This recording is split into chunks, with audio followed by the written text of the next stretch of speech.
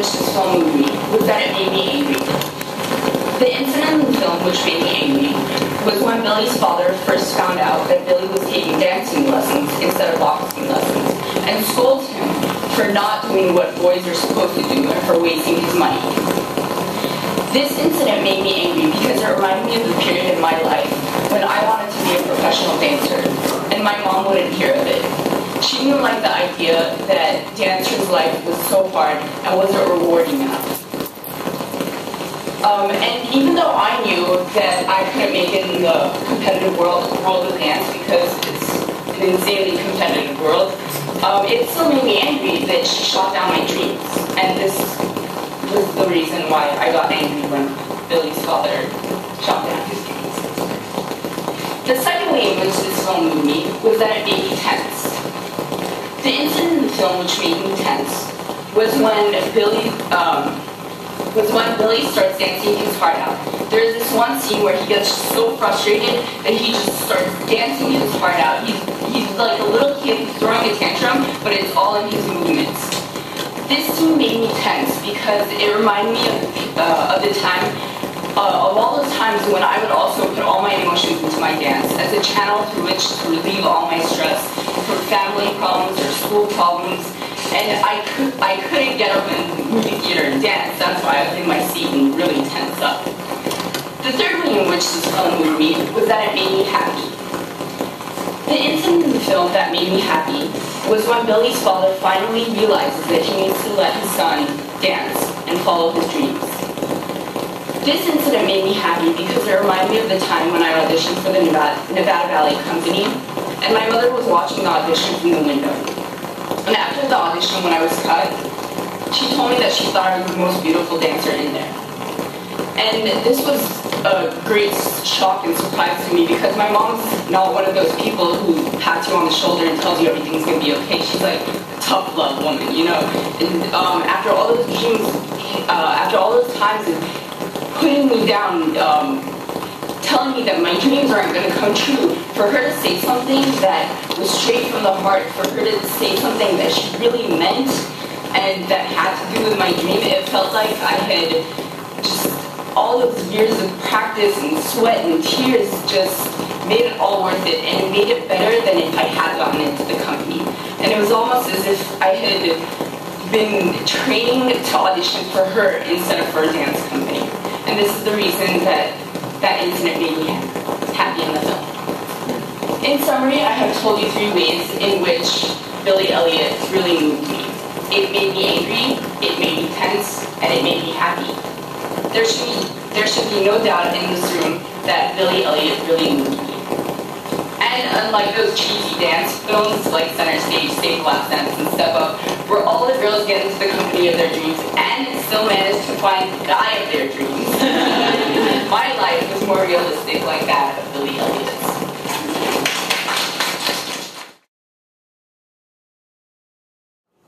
Hi class, my name is Polly. Hi Polly. So how was everyone's weekend? Great. Did you guys go to a party? Yeah. Can you guys believe I made it my personal commitment this year to go to parties? Yeah. But not just parties. Just to get out of my apartment once in a while and do something with someone not related to school. Today I want to share with you my personal commitment to be more involved in the social scene. I will give you 2 reasons why I'm personally committed to this, and 3 actions I've taken to demonstrate my personal commitment. I think you will all be interested to know why I have made this choice, because it says a lot about who I am, and I think this class is a great place to bond with each other by opening up and sharing who we are. The first reason that I am personally committed to being more social is because I wasn't last year, and it was really difficult. I came to UCLA as a freshman, but stayed in an apartment instead of living in the dorms.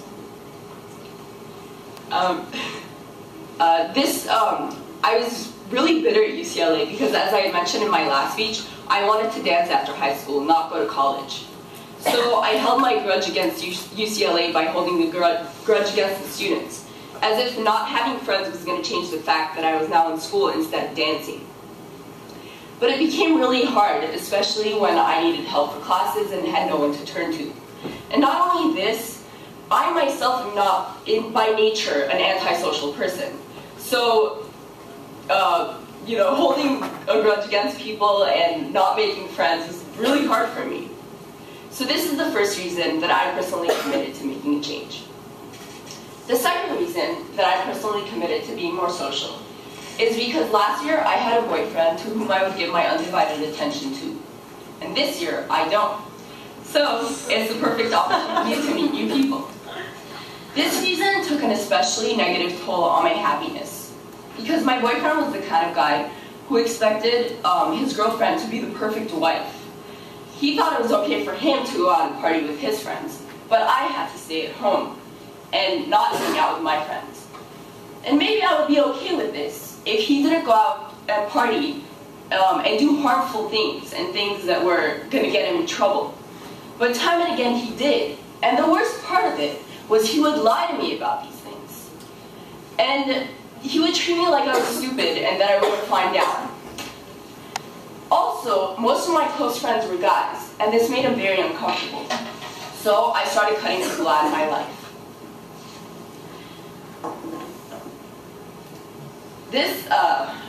When I finally got the courage to break up with him, I became a much happier person. I felt this heavy anger inside myself lift up, and I found myself again, and who I used to be. This is the second reason that I'm personally committed to being an even more social person. Third, I want to share with you 3 actions I've taken to make my personal commitment come true. First, I have brought back into my life those friends that I cut out. Second, I've gone out to numerous parties and clubs. And third, I've gotten a lot of numbers, and I'm keeping my options open. And after I did all these actions, I felt very liberated and happy, and realized that it's not the fact that I'm in school that has changed, it was who I was. Good. In summary, I have told you 2 reasons why I'm personally committed to being more social. First, I need friends to turn to for help, and second, I need to rely on myself and not one guy to make me happy in life. And I've also given you 3 actions to show you that I'm determined to make my personal commitment come true. There should be no doubt in this room that I really am personally committed to being more social. So, if any of you guys are about to go party, just let me know.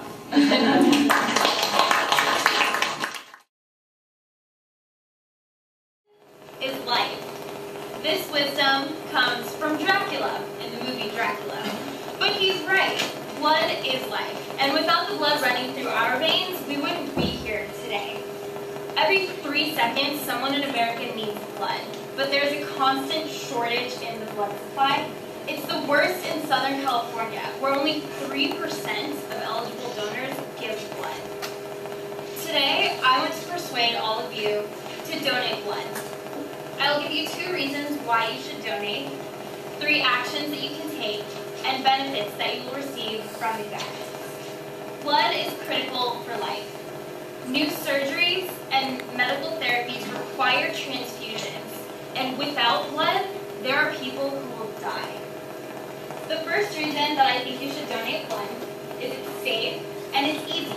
Some people are afraid that they're going to get diseases from blood, from giving blood, and some people think it's going to hurt. But the UCLA Blood and Platelet Center assures everyone there's absolutely no risk of getting contagious diseases or AIDS from donating blood. All the equipment they use is brand new, it's sterile, and they only use it once and then throw it away. So you won't be contracting anything when you get it. Also, it's easy to do. They set you up in a comfortable chair. It's not like you're sitting in some hard plastic chair doing this. It's not like you're going to be miserable. And it only takes 1 hour from start to finish, including the time you spend in the waiting room. That's half the time of this class. We could have all already given blood by this point. I give blood, and so I can tell you from my personal experience that it's not hard to do, it doesn't take a lot of time, and it doesn't hurt that much. It hurts a little bit, but not to the point where it would prevent you from doing it. The second reason I think you should donate blood is that it saves lives. Every time you donate blood, it can be broken into 3 parts: red blood cells, plasma, and platelets, and each part can go to a different person. Red blood cells go to people who are anemic or who lose a lot of blood. Plasma goes to people who have liver failure or liver diseases. And platelets go to people who are going through chemotherapy and different cancer patients. So when you donate blood, you could be helping to save up to 3 people's lives. Every time that I donate blood, I wonder where my blood is going. I wonder if it's going to a little girl who has leukemia, or maybe a man who's going to get in a car accident tomorrow morning. But whoever it is, I know that when I give blood, it's going to help someone keep leading their life and spend more time with their family and their friends. I want to give you 3 actions that you can take. First, you can donate blood. It's not that hard to do. There are blood drives on campus all the time. They have them in Ackerman, they have them in the dorms, they have them in different places, and they publicize it. So you can go sign up for an appointment, take an hour out of your day, and donate blood. Second, you can donate platelets. The process is a little longer. It takes usually around 2 hours, but you can give more, and you can give the specific parts of your blood that a certain patient would need based on your blood type. Third, if you're afraid of needles, or if you're sick and you just don't want to donate blood or platelets, help out. Go to a blood drive. Help register people. Help sign them in. Help hand out food and drinks afterwards. Or, as much as it is not that fun, go out on Bruin Walk flyer. Try to get people interested and try to get people to learn more about what's going on. When you do these things, there are certain benefits that you will have. You'll feel good about the people you're helping. Knowing that you're saving someone's life is a feeling that doesn't match many others. Also, when you donate blood, you get benefits immediately afterwards. You get juice, and you get cookies. At the UCLA Blood and Platelet Center in Westwood, they give you Diddy Reach cookies, which is a benefit that I'm sure all of you would enjoy. Also, they give you other incentives as well. They'll give you a movie ticket, or sometimes the blood drives on campus will give you like a stuffed animal or some little thing like that. And when you continuously donate blood, in order to recognize you, they give you pins when you get to certain points. I just got a pin for donating half a gallon because all of my donations have added up to that now. So in summary, I've given you 2 reasons why you should donate blood, 3 actions that you can take, and benefits that you will receive from these actions. Donating blood is something that is really important to do for the lives of people across the country. Blood is life. Our blood is life. We each have 10 pints of life in our body. Can you donate 1?